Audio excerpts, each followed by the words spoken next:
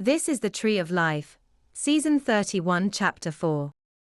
In this episode, we will be talking about how narrative is used to induce a receptivity to drift in the spatial plates.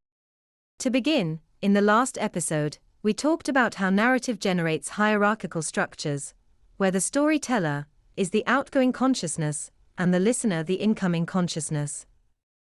In that formulation, when there is already a pre-existing digital structure of the reverse priority, the result is substitution of A for A, the listener, according to the affirmed impulse of the storyteller B. The result of this intrusive impulse is synchronicity and contiguous perceptions centered around some common object.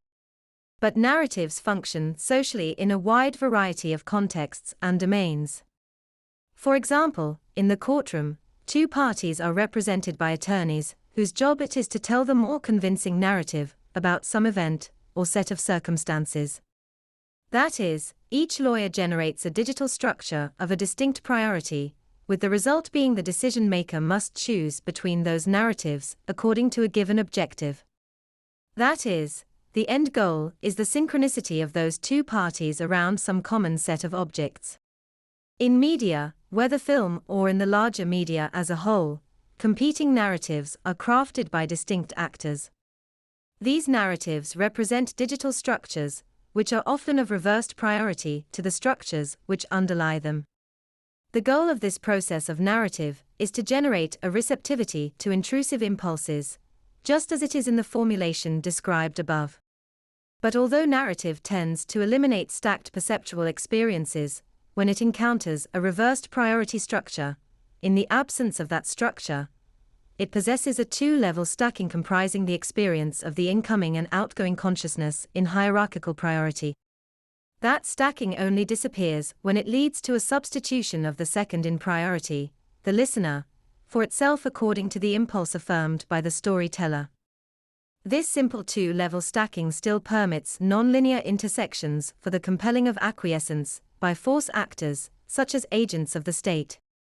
Thus, controlling the narrative enables the induction of a state of receptivity to intrusive impulses selected by the storyteller.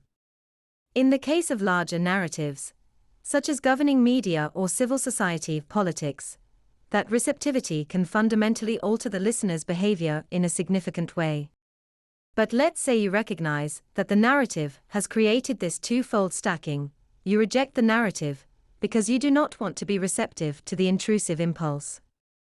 Instead, you negate and sublimate, in this case, your objects, and the analogous objects for that storyteller become subsumed within the artifact produced by sublimation. At this point, there is an opportunity for compulsion within nonlinearity to compel you to act on this intrusive impulse and remain in a receptive state. Because of the two-fold stacking, this may occur within your knowledge or outside of it, on the level corresponding to the analogous objects. But practically, this produces a substitution of A for A and synchronicity, as well as the elimination of stacking.